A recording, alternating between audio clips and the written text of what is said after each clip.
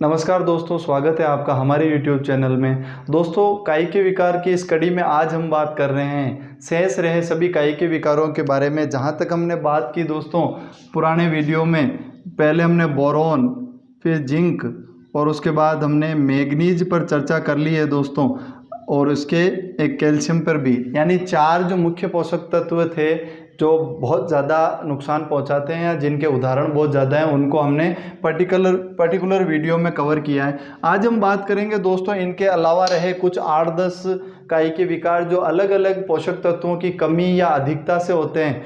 तो दोस्तों आज हम बात करते हैं जो शेष बच गए हैं उनके बारे में। तो सबसे पहले हम बात करेंगे दोस्तों कॉपर की कमी से होने वाले रोगों के बारे में। और ये भी दोस्तों अगर हम बात करें तो कॉपर सूक्ष्म पोषक तत्व की श्रेणी में आता है।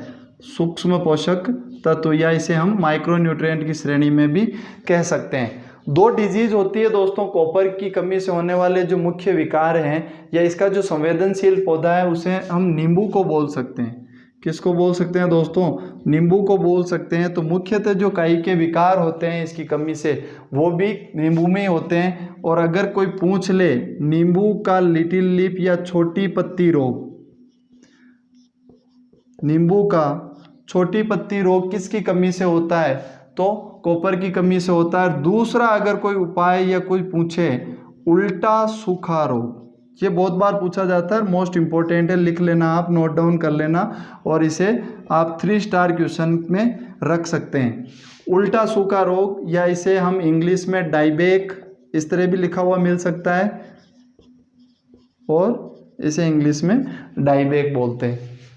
अब दोस्तों इसमें होता है क्या है, कॉपर की कमी से होने वाला रोग है। आप ये देख लीजिए, चित्र में भी देख पाएंगे, नींबू का जो पौधा है वो टिप से अप से डाउन की ओर, यानी पहले टिप से सूखना शुरू होगा और धीरे धीरे ये टहनी पूरी सूख जाएगी। इसी तरह ये पूरा पौधा सूख जाता है। इस प्रोसेस को हम उल्टा सूखा रोग कहते हैं। मोस्टली क्या होता है, जब पौधा सूखता है तो रूट की तरफ से सूखना शुरू होता है, और यहाँ पे क्या हो रहा है, अप से डाउन की तरफ सूखना शुरू हो रहा है, इसलिए हम इसे उल्टा सूखा रोग या डायबेक डिजीज कहते हैं। मुख्यतः ये नींबू में सर्वाधिक नुकसानदायक कायिक के विकार है, क्योंकि अगर टाइम से हम ध्यान नहीं दें या कॉपर का प्रॉपर मैनेजमेंट हम नहीं कर पाएँ तो अच्छे अच्छे जो 4-4, 5-5 साल के बगीचे हैं उनमें ये विकार बहुत रैपिडली आता है और पूरे के पूरे पौधे सूख जाते हैं। तो दोस्तों अगर हम कॉपर की बात करें तो पहले ही हम बात कर रहे थे नींबू की,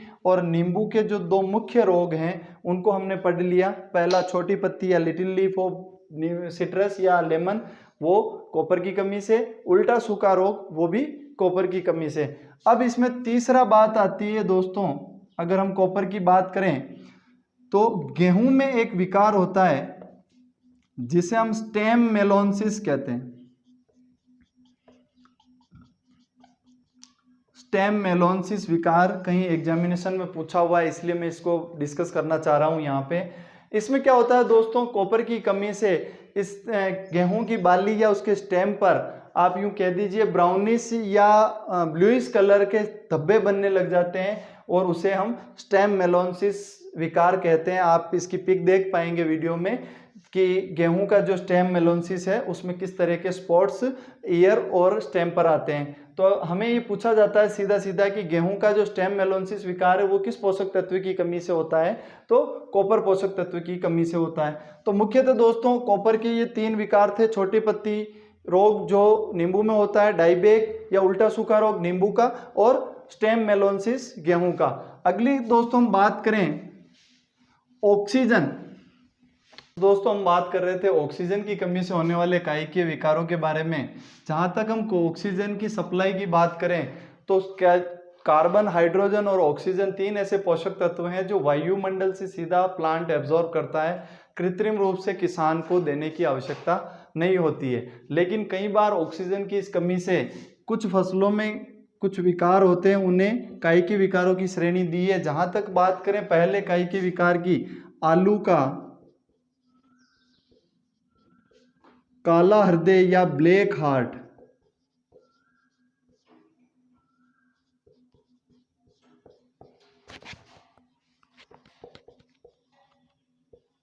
दोस्तों होता है क्या है, आलू की में ऑक्सीजन की कमी होने से आलू का जो मिड भाग होता है अंदर की तरफ से वो पूरा ब्लैक कलर का हो जाता है। इस विकार को आलू का ब्लैक हार्ट या काला हृदय विकार कहते हैं। और इस विकार के होने के बाद इसकी जो इकोनॉमिक वैल्यू है वो बिल्कुल ख़त्म हो जाती है। उसके बाद हम बात करें ऑक्सीजन की कमी से चावल का टिप बर्न विकार होता है, यानी जो मोस्ट अपर पॉइंट होता है वहाँ से जलन शुरू हो जाती है, वहाँ से ये पत्तियाँ जलने लग जाती है। तो ऐसा अगर कोई विकार है तो वो ऑक्सीजन की कमी के कारण होता है चावल में। तो दो विकार जो हैं वो ऑक्सीजन की कमी से होते हैं, आलू का ब्लैक हार्ट और चावल का टिप बर्न।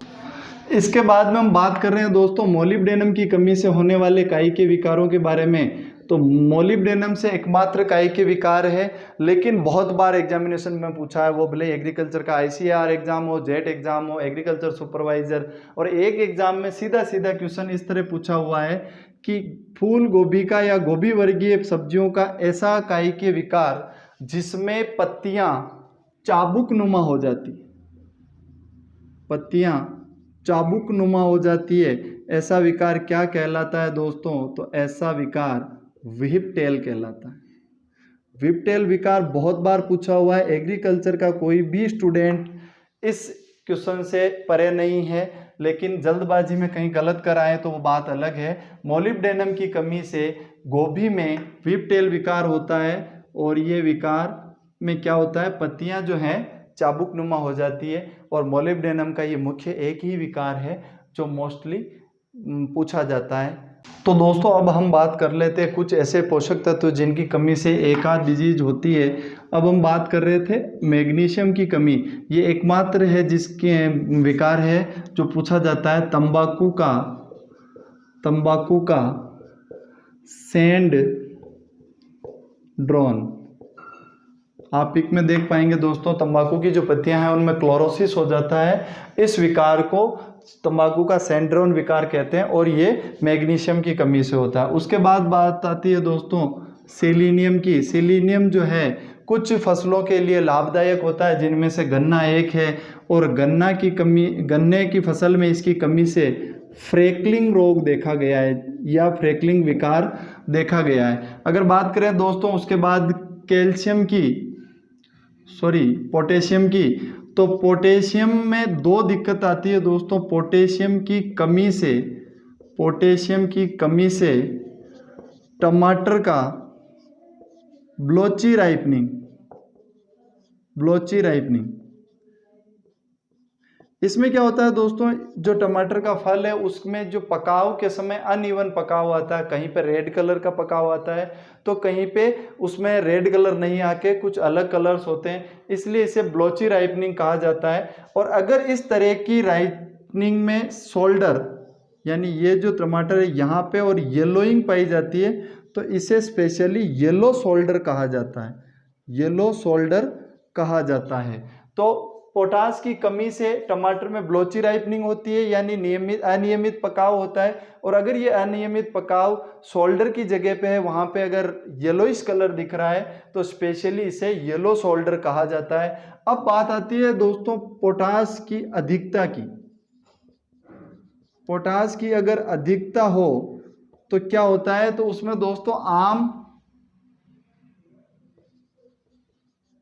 में पत्ती जलन, आप फोटो देख पा रहे होंगे, आम की जो पत्ती है उसमें जो सिराएं हैं वहाँ से जलन या जलने जैसा शुरू हो जाता है।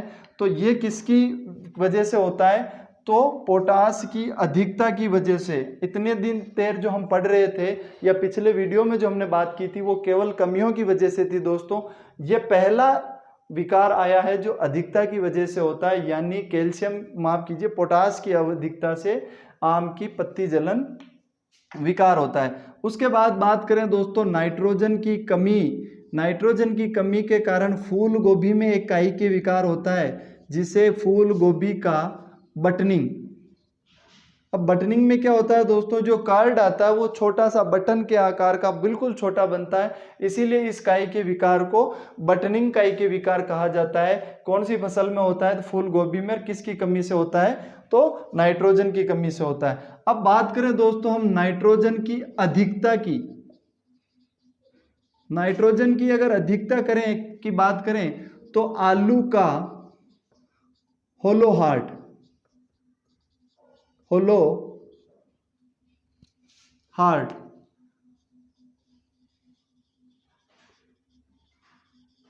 यानी आलू का जो आंतरिक भाग होता है वो बिल्कुल खोखला हो जाता है। किसकी वजह से होता है, नाइट्रोजन की अधिकता की वजह से। उसके बाद हम बात करें फेरस की टॉक्सिसिटी या फेरस की अधिकता से कौन सी डिजीज होती है, तो चावल का सफेद शीर्ष, चावल का श्वेत शीर्ष,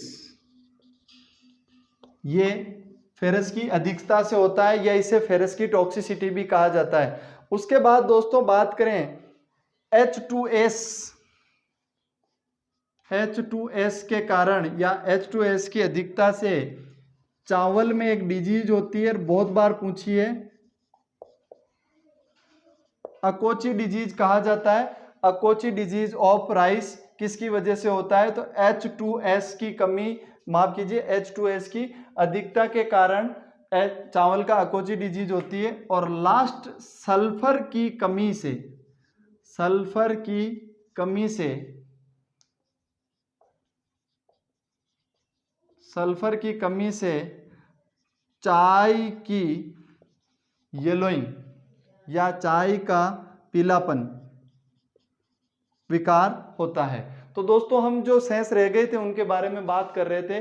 मैग्नीशियम की कमी से तंबाकू का सैंड्रोन होता है, सेलेनियम की कमी से गन्ने का फ्रैकलिंग, पोटास की कमी से टमाटर का ब्लोची राइपनिंग, और पोटास की अधिकता से आम का लिप स्क्रॉचिंग जिसे कहते हैं या पत्ती जलन विकार होता है। उसके बाद हम बात करें नाइट्रोजन की कमी की, तो फूल गोभी का बटनिंग यानी कर्ड का बहुत छोटा बनना, और नाइट्रोजन की अधिकता से आलू का होलो हार्ट विकार होता है। वहीं हम बात करें फेरस की अधिकता की, तो चावल का जो श्वेत शीर्ष है वो इसकी वजह से होता है। और अगर अगली हम बात करें H2S की अधिकता की, चावल में अकोची डिजीज जो है वो H2S की अधिकता से होता है। और सल्फर की कमी से होने वाला विकार कौन सा है, तो चाय की पीलापन या टी का येलोइंग जो है वो सल्फर की कमी से होता है। और ये बहुत बार क्वेश्चन पूछा हुआ है दोस्तों। तो ऑलमोस्ट ये सारी जो जानकारी है वो कहीं ना कहीं एग्जामिनेशन में पूछी हुई है। उम्मीद करता हूँ ये सारी जानकारी आपको पसंद आई होगी। अगर वीडियो अच्छा लगे तो शेयर करें, ज़्यादा से ज़्यादा वीडियो को लाइक करें और कमेंट बॉक्स में ज़रूर बताएं कि वीडियो कैसा लगा। धन्यवाद दोस्तों।